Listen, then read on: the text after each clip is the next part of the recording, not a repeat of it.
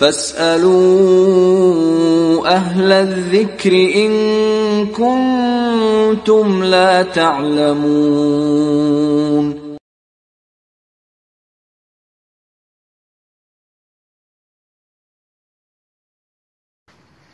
محترم حاضرین، اکثر جب ہم کسی مصیبت میں مبتلا ہوتے ہیں تو ہماری زبان سے ایک کلمہ ادا ہوتا ہے جس کو بہت سارے لوگ جانتے نہیں کہ ہم کیا کہہ رہے ہیں، حسبنا اللہ و نعم الوکیل.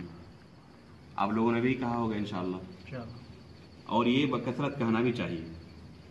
اس کا معنی یہ ہے کہ اللہ تعالی ہمارے لیے کافی ہے، اللہ تعالی ہمارے لیے کافی ہے، اور اس سے بہترین کارساز کوئی نہیں ہے. وہ سب سے بہترین کارساز ہے، وہ ہماری سب سے بہترین رکھوالی کرنے والا ہے، حفاظت کرنے والا ہے، ہمارے امور کو انجام دینے والا ہے. قرآن مجید کے اندر اللہ تعالیٰ کا ارشاد ہے وَمَن يَتَوَكَّلْ عَلَى اللَّهِ فَهُوَ حَسْبُهُ. جو اللہ پر بھروسہ کرتا ہے تو اللہ تعالیٰ اس کے لیے کافی ہے. نبی کریم صلی اللہ علیہ وسلم کے ساتھ جو غزوہ احد میں پیش آیا ہے اور جو مصیبتیں مسلمانوں کو جھیلنی پڑی ہیں، اس موقع پر، اس مصیبت کے موقع پر آپ صلی اللہ علیہ وسلم کی زبان سے کیا نکلتا ہے؟ حسبنا اللہ و نعم الوکیل. جب دشمنان اسلام، کفار و مشرکین صحابہ اکرام کو ڈراتے تھے کہ اس طرح دشمنوں کی فوج بہت بڑی آ رہی ہے اور وہ تمہارے لیے تیاری کر رہے ہیں، تو کیا کہتے تھے مصیبت کے موقع پر؟ حسبنا اللہ و نعم الوکیل. اسی طرح ابراہیم علیہ السلام کو جب آگ میں ڈالا گیا تو اس وقت ان کی زبان پر جو کلمات جاری تھے وہ یہی کلمات تھے، حسبنا اللہ و نعم الوکیل، کہ اللہ تعالی ہمارا بہترین کارساز ہے اور وہ ہمارے لیے کافی ہے. اس لیے ہماری یہ صفت ہونی چاہیے، ایک مومن بندے کی صفت ہونی چاہیے کہ وہ اللہ پر بھروسہ کرے. وَمَن يَتَوَكَّلْ عَلَى اللَّهِ فَهُوَ حَسْبُهُ. اللہ پر بھروسہ کرنے والے کے لیے اللہ تعالیٰ کافی ہوتا ہے. بلکہ ایمان کی شرط ہے کہ انسان اللہ پر بھروسہ کرے. اگر کسی کا اللہ پر بھروسہ نہیں ہے تو حقیقت میں مومن نہیں ہو سکتا. وَعَلَى اللَّهِ فَتَوَكَّلُوا إِن كُنتُم مُؤْمِنِينَ. اگر تم مومن ہو تو اللہ پر بھروسہ کرو. اگر کوئی اللہ پر بھروسہ نہیں کرتا تو مومن نہیں ہو سکتا. جتنا ایمان کسی کا مضبوط ہوگا اتنا ہی اللہ پر بھروسہ بھی اس کا مضبوط ہوگا، اور جس قدر ایمان کے اندر کمزوری ہوگی اللہ پر بھروسہ بھی اس طرح اس کا کمزور ہوگا. اب غور کریں، موسیٰ علیہ السلام کا واقعہ، سامنے دریا ہے، پیچھے لشکر ہے، لیکن کیا ان کے دل میں ذرہ برابر یہ خوف آیا تھا یا تردد یا شک تھا کہ اللہ تعالیٰ مجھے نہیں بچائیں گے؟ ذرہ برابر ان کے اندر یہ شک بھی نہیں آیا تھا کہ اللہ تعالیٰ مجھے نہیں بچائیں گے، بلکہ یقین تھا کہ ضرور بھی ضرور اللہ تعالیٰ مجھے اس مصیبت سے نجات دینے والے. جب ان کے قوم کے لوگوں نے کہا کہ اب تو ہم پکڑے گئے، انا لمدرکون، انہوں نے کیا کہا؟ کلا ان معی ربی سیہدین. قطعاً نہیں، کسی بھی صورت میں نہیں، میرے ساتھ میرا رب ہے، یقیناً مجھے وہ راستہ دکھائے گا. دیکھیں، مصیبت کے وقت اصل میں امتحان ہوتا ہے. دعویٰ تو ہم بہت کرتے ہیں کہ اللہ پر ہمارا بھروسہ ہے، لیکن جب مصیبت کی گھڑی آتی ہے اس وقت حقیقت میں پتہ چلتا ہے کہ کس کا کتنا بھروسہ اللہ پر. نبی کریم صلی اللہ علیہ وسلم کا واقعات کریں، سفر ہجرت میں دشمن ایک دم غار کے منہ تک پہنچ چکے ہیں، اس کے باوجود اللہ کے رسول کیا فرما رہے ہیں کہ ان اللہ معنا، کہ ہمارے ساتھ ہمارا رب ہے اللہ تعالیٰ، اور جن کے ساتھ اللہ ہو وہ کبھی برباد نہیں ہو سکتے. ابراہیم علیہ السلام کو یاد کریں، اپنی بیوی کو، اپنے بچے کو، اسماعیل علیہ السلام کو، اس مکے کی بے آب و گیا زمین میں جہاں پر کوئی نہیں تھا اس وقت، وہاں پر اپنے بچوں کو چھوڑ کے جا رہے ہیں. تو اس وقت ان کا اللہ پر کتنا بھروسہ ہے کہ اللہ تعالیٰ یہاں پر بھی ان کو رزق دینے والے ہیں اور یہاں پر ان کی حفاظت کرنے والے ہیں. تو جس قدر انسان کا ایمان مضبوط ہوگا اسی قدر اللہ پر بھروسہ بھی اس کا مضبوط ہوگا. توکل کے تعلق سے، اللہ پر بھروسے کے تعلق سے بہت سارے لوگوں کے ذہن میں بہت ساری غلط فہمیاں پائی جاتی ہیں، اور بعض ایسی چیزوں کو وہ سمجھتے ہیں کہ میں اللہ پر بھروسہ کر رہا ہوں لیکن حقیقت میں بھروسہ نہیں ہے. اس پر تو ہمارا سب کا اتفاق ہے کہ دنیا کے اندر نبی پاک صلی اللہ علیہ وسلم سے زیادہ کوئی ایسا پیدا نہیں ہوا ہے جو اللہ پر بھروسہ کر سکتا ہو. اللہ کے رسول صلی اللہ علیہ وسلم دنیا کے اندر سب سے زیادہ اللہ پر بھروسہ کرنے والے ہیں. تو اللہ کے رسول کی زندگی ہمارے لیے آئیڈیل نمونہ ہے کہ کس तरह अल्लाह पर हमें भरोसा करना चाहिए। बहुत सारे लोगों को देखेंगे बीमार होते हैं लेकिन इलाज नहीं करते और क्या कहते हैं कि अल्लाह पर भरोसा, अल्लाह ताला हमें शफा देने वाले हैं। क्या उनका ये कहना कि हम अल्लाह पर भरोसा करते हकीकत में भरोसा है? ये हमें जानने पहले मसले को समझने की जरूरत है। एक सहाबी रसूलुल्लाह के रसूल के पास आते हैं और कहते हैं कि मेरे पास एक ऊँटनी है, तो ऊँटनी को पहले बांधूं मैं, उसके बाद अल्लाह पर भरोसा करूं, या उसको खुला छोड़ दूं और फिर अल्लाह पर भरोसा करूं? तो अल्लाह के रसूल को क्या सिखा रहे हैं कि पहले उसको बांधो, उसके बाद अल्लाह पर भरोसा करो। खुला छोड़ दे और कहे कि अल्लाह पर मेरा भरोसा है कि मेरी ऊँटनी का अल्लाह बात करेगा, तो अल्लाह पर भरोसा नहीं है, ये उसकी पागलपनी है। कुछ असबाब हैं, उन असबाब को इख्तियार करने की जरूरत है और फिर उसके बाद अल्लाह पर भरोसा करने की जरूरत है। तवक्कुल का माना यह है कि पहले असबाब इख्तियार किया जाए, उसके बाद अल्लाह पर भरोसा किया जाए कि अल्लाह ताला इन असबाब के अंदर तासीर पैदा करने वाला है। अगर अल्लाह ने तासीर पैदा की तो फायदा होगा, तासीर पैदा नहीं की तो फायदा नहीं होगा। अगर कोई बीमार है तो अल्लाह पर उसको भरोसा करना चाहिए। कब? पहले असबाब इख्तियार करे, तब डॉक्टर के पास जाए, इलाज इख्तियार करे, उसके बाद अल्लाह पर ये एतकाद रखे कि अल्लाह ताला ने अगर इस दवा के अंदर तासीर पैदा की तो ये दवा मुझे फायदा पहुंचाएगी। लेकिन अल्लाह ताला ने अगर इस दवा के अंदर कोई तासीर पैदा नहीं की तो चाहे हम लाख इलाज करें कोई फायदा नहीं होने वाला। तो तासीर पैदा करने वाला अल्लाह ताला है। इब्राहिम अलैहिस्सलाम को आग के अंदर लोगों ने डाल दिया।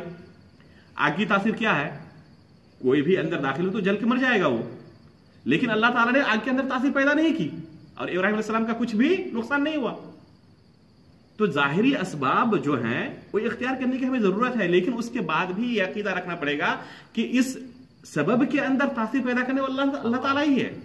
अल्लाह ताला ने अगर तासीर पैदा की तब वो फायदा पहुंचाएगा, अगर तासीर पैदा नहीं की अल्लाह ने तो कोई फायदा नहीं पहुंचाएगा। दो शख्स बीमार होते हैं, एक ही बीमारी है, डॉक्टर दोनों को एक ही दवा देते हैं, एक शफायाब हो जाता है और दूसरे को कोई फायदा नहीं होता, क्योंकि अल्लाह ताला ने उसकी दवा के अंदर तासीर पैदा की, इसकी दवा के अंदर तासीर पैदा नहीं की। तो ये अकीदा भी रखने की जरूरत है कि अल्लाह ताला ही तासीर पैदा करने वाले हैं। जो असबाब हम इख्तियार करते हैं वो तीन तरह के होते हैं। इस मसले को अच्छी तरह समझ लें ताकि हकीकत में हम तवक्कुल कर रहे हैं, भरोसा अल्लाह पर कर रहे हैं नहीं कर रहे हैं, ये हमें पता होना चाहिए। कुछ असबाब ऐसे हैं जो यकीनी हैं, यानी ये सबब अगर कोई इख्तियार करे तभी उसको फायदा पहुंच सकता है, वरना नहीं हो सकता। और कुछ असबाब ऐसे हैं जिनके अंदर जन्ने गालिब होता है, यानी अक्सर और बेशतर ऐसा होता है नतीजा। और कुछ असबाब ऐसे हैं जो लोगों के जहन के अंदर वहम है, गुमान है कि ये भी सबब है, हकीकत में उसका सबब के साथ कोई ताल्लुक नहीं है। तीन तरह के हुए। पहला सबब क्या? यकीनी है कि इस चीज को हम अगर हासिल करना चाहें तो ये करना ही पड़ेगा। मसलन अगर कोई भूखा है, भूख लगी है, अब वो अगर अल्लाह पर भरोसा कर रहा है और कह रहा है कि मेरा अल्लाह पर भरोसा, अल्लाह ताला ही मुझे मेरा पेट भरने वाले हैं, और वो खाने के लिए कोई कोशिश नहीं करता, तो इस शख्स को क्या कहा जाएगा? अल्लाह पर भरोसा कर रहा है?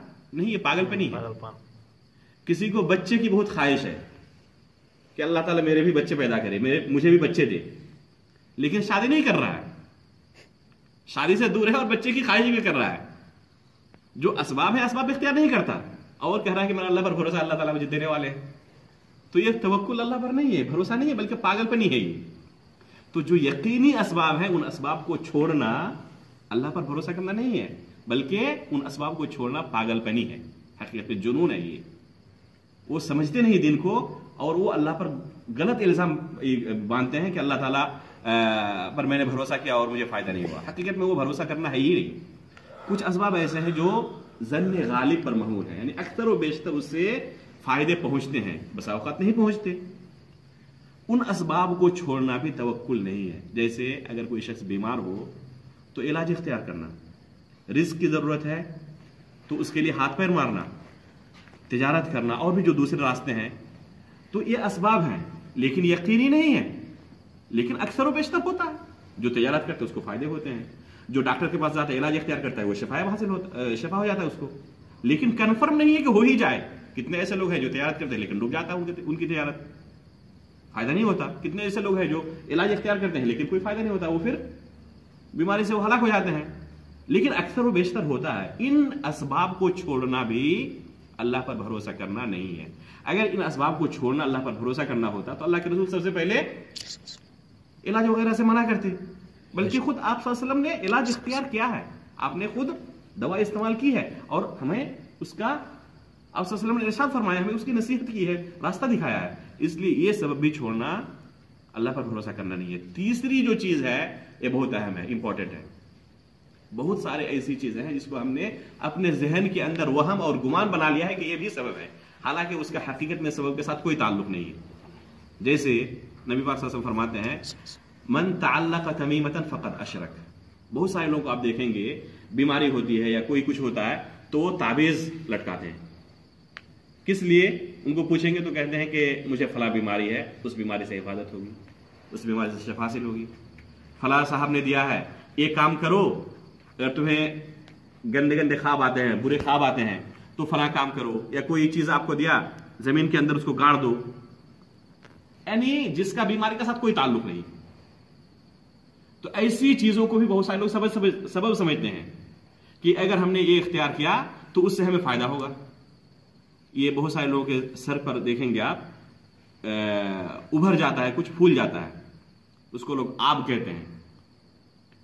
ہمارے یہاں کے ایک اس طرح کے طبیب ہیں، انہوں نے ایک صاحب کو مشورہ دیا کہ اتوار کے دن جو ناریل کا یہ ہوتا ہے نا، اس کو ڈاب کہتے ہیں، آپ لوگ پتہ نہیں کیا کہتے ہیں اس کو. تو ناریل وہ کیا کرنا پڑے گا، اتوار کے دن تم دریا میں بہا دو، تمہارا وہ ختم ہو جائے گا. اب بتائیے کہ ناریل کے ساتھ اس کا کیا تعلق ہے؟ اس کو انہوں نے سبب سمجھا ہے کہ اس سے ہمیں فائدہ ہوگا، لیکن حقیقت میں کوئی اس کا تعلق نہیں ہے، وہمی ہے. یہ ان اسباب کو اختیار کرنا حقیقت میں ناجائز ہے، بلکہ اس شرک کے مرتبے تک بھی پہنچ سکتا ہے. جیسے اگر کوئی تعویذ و گنڈا اختیار کرنے لگے، من تعلق تمیمۃ فقد اشرک، جس نے تعویذ و گنڈا اختیار کیا وہ تو شرک کیا. تو ہمیں ان اسباب سے بچنے کی ضرورت ہے. پہلا سبب اور دوسرا سبب اختیار کرنے کی ضرورت ہے، اور اس تیسرے سبب سے بچنے کی ضرورت ہے. اللہ تعالیٰ سے ہم دعا کرتے ہیں کہ اللہ تعالیٰ حقیقت میں ہمیں اللہ پر بھروسہ کرنے والا بنائے. آمین. اور جو اللہ رب العالمین نے وعدہ کیا ہے وَمَن يَتَوَكَّلْ عَلَى اللَّهِ فَهُوَ حَسْبُهُ، جو اللہ پر بھروسہ کرے گا اس کے لیے اللہ کافی ہے. تو اللہ تعالیٰ سے دعا کرتے ہیں کہ اللہ تعالیٰ ہمارے لیے کافی ہو. حسبنا اللہ ونعم الوکیل ونعم المولا ونعم النصیر. السلام علیکم ورحمۃ اللہ.